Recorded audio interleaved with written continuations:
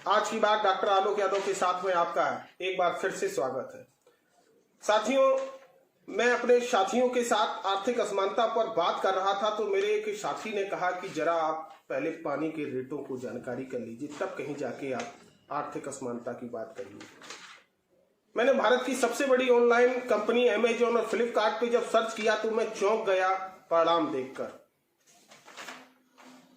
Even एक पानी की कंपनी है जिसके 1 लीटर पानी की कीमत 400 रुपए है भारत में। कोमिन की 1 लीटर पानी की कीमत 110 रुपए है। एक्वा और आइस कंपनी के पानी की कीमत 70, 80, 90 रुपए तक है 1 लीटर की।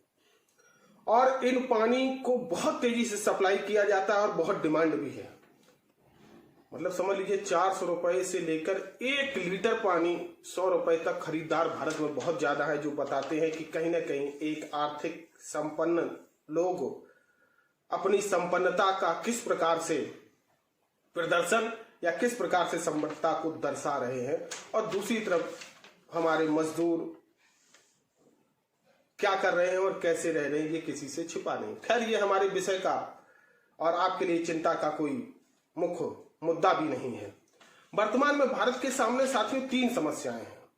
एक है कोरोना, दूसरी अर्थव्यवस्था का डूबता स्तर, और तीसरी गरीबी और बेरोजगारी। गरीबी और बेरोजगारी तो आप इससे समझ सकते हैं कि एनडीटीवी के अनुसार एमपी में एक जज के यहां चोरी हुई तो चोर ने 5 रोटियां और 1900 रुपए चुराए। समझ लीजिए आप। आज का मेरा विषय मैं प्रारंभ करूं उससे पहले एक चीज मैं सोशल मीडिया पे बहुत देखता चला आ रहा हूं। एक ऐसे लोगों की फौज खड़ी हो गई जिन्हें मैं बहुत सम्मानजनक, उनके लिए शब्द तो प्रयोग नहीं कर सकता हूं, लेकिन असम्मानजनक भी शब्द यहां प्रयोग नहीं कर रहा हूं। साथियों, लोकतंत्र का सही मतलब यह होता है कि शासन से प्रश्न पूछे जाए, और विपक्ष का यह कर्तव्य होता है कि शासन तंत्र को शासन चलाने में सहयोग करना, और जहां प्रश्नों की आवश्यकता हो वहां पर प्रश्न पूछना। लेकिन कुछ तथाकथित बुद्धिजीवियों ने एक नया ट्रेंड सोशल मीडिया पे चला दिया है, उसमें विपक्ष से ही सवाल पूछना और विपक्ष पे ही हर चीज की जिम्मेदारी थोप देना।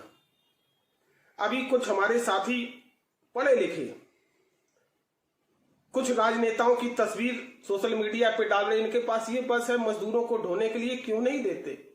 मैं उनसे पूछना चाहूंगा, शासन तंत्र की जिम्मेदारी पहले होती है, और अगर उन्होंने मदद मांगी होती, ना मिली होती, तब एक अलग बात थी।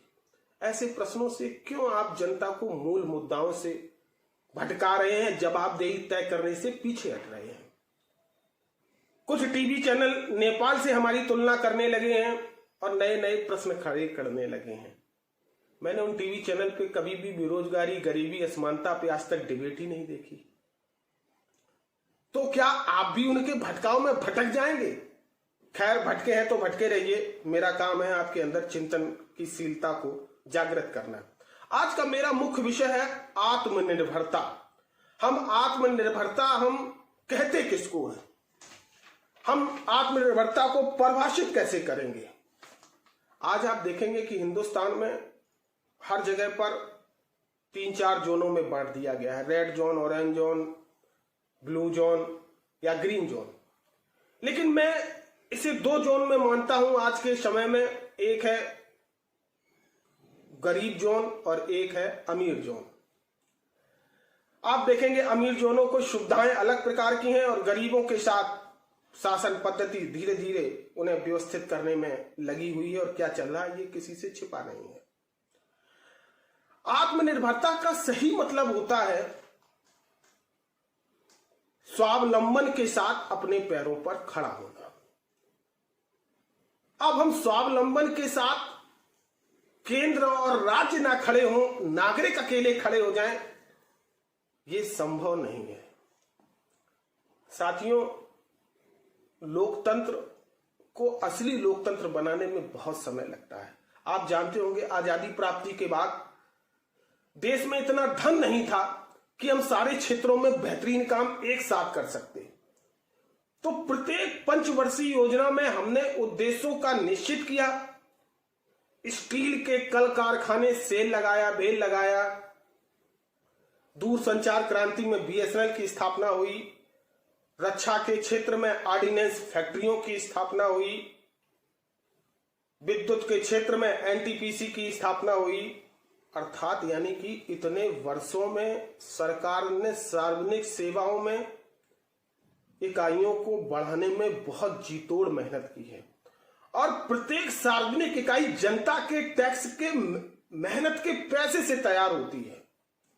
और आप सोचिए जरा, एक भी सार्वजनिक इकाई अगर ना होती तो इस महंगाई को, इस पूंजीवाद को हम किसी प्रकार से नियंत्रण कर पाएंगे। आप सोचिए, जब इंदिरा जी की बातों को बैंकों ने मानना मना कर दिया, जब निजी क्षेत्र में बैंकें थी, तब मजबूरी बस उन्हें बैंकों का सरकारीकरण करना पड़ा, सरकारी बैंकों की स्थापना करनी पड़ी। यानी कि पूंजीवाद सिर्फ और सिर्फ मुनाफेकरण में विश्वास रखता है, राष्ट्र सेवा से या राष्ट्रीयता से उनका बहुत ज्यादा कोई लेना देना नहीं होता है। और जिस राष्ट्र में आर्थिक असमानता इतनी ज्यादा हो, उस राष्ट्र में सार्वजनिक क्षेत्र की कंपनियों की स्थापना ना की जाए तो आप समझ जाइएगा कि लोकतंत्र के लिए बहुत शुभ नहीं है। कोई भी कंपनी घाटे में हो सकती है, कोई भी कंपनी मुनाफे में हो सकती है। घाटे में वही होती है जिनका संचालन सही से नहीं किया जाता है या निगरानी के तंत्र सही नहीं है। और निगरानी के तंत्र जहां सही नहीं हो, कोई बीमार व्यक्ति हो, उसका इलाज किया जाता है, उसको हम फेंक नहीं देते, अपने अंग से भंग नहीं कर देते हैं। तो किस प्रकार से आत्मनिर्भरता हुई? जब इकाइयां हमारी होंगी, इकाइयों में काम करने वाले हम होंगे, तो मुनाफे का बंटवारा भी बेहतरीन होगा। इससे पूरा राष्ट्र आत्मनिर्भर और स्वावलंबी बन के उभरेगा। अच्छा, आम जनता अपना रोजगार पैदा करके स्वयं आत्मनिर्भर बन जाए तो क्या उससे देश आत्मनिर्भर हो जाएगा? देश बड़ा होता है, लोग बहुत छोटे होते हैं। देश की संस्कृति, देश की विचारधारा, देश का गौरव प्रत्येक व्यक्ति की आत्मा के साथ जुड़ा हुआ होता है। आप देखेंगे कि भारत को विश्व गुरु बनाने के लिए शिक्षा और चिकित्सा मुख्य रूप से चाहिए। आपके पास मोबाइल है, एंड्रॉयड फोन है, इंटरनेट है। आप चेक करिए कि सरकारों ने कब से शिक्षण संस्थानों को अनुदान पे नहीं लिया, प्राइवेटलाइजेशन क्यों किया गया? कोरोना जैसी भयंकर महामारी में अगर ये सरकारी अस्पतालों की स्थापना ना की गई होती तो सोचिए भारत का क्या होता। यही सरकारी डॉक्टर अपनी जान की बाजी लगाकर भारत को बचाने का प्रयास कर रहे हैं। साथियों, याद रखिएगा, अच्छे स्वास्थ्य के साथ ज्ञान ही देश को आगे बढ़ा सकता है। अज्ञानता मात्र श्रमिक और बेवकूफ लोगों को तैयार करती है। मेरा मानना है कि आपके अंदर निश्चित रूप से चिंतन जागृत हो रहा होगा। लोकतंत्र में सरकारें हमारी होती हैं और हमें अपनी सरकारों को इस आपातकाल में सहयोग भी करना है, प्रशासन का भी सहयोग करना है। लेकिन प्रश्न भी पूछने हैं, क्योंकि लोकतंत्र का आयाम होता है, अपनत्व का एहसास होता है प्रश्न पूछने से। अगर हम प्रश्न नहीं पूछ रहे हैं तो अपनत्व किसी प्रकार से आप सरकार के साथ नहीं कर रहे हैं। मेरी सोच, मेरी विचार से आपके अंदर चिंतन जागृत हो रहा होगा। मुझे विश्वास है कि मेरे चैनल सच पे नजर पे शीघ्रता से आप जुड़ेंगे, इसको फॉलो करेंगे, लाइक करेंगे, शेयर करेंगे और एक नई विचारधारा की उत्पत्ति में सहयोग करेंगे। इसी के साथ आपका साथी विदा लेता है। जय हिंद।